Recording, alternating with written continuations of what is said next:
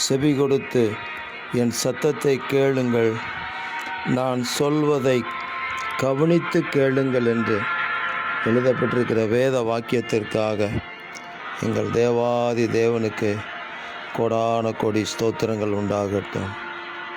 உங்கள் ஆலோசனைகள் எத்தனை ஆச்சரியமானவைகள். நீர் மகத்துவமான காரியங்களை செய்கிறீர்.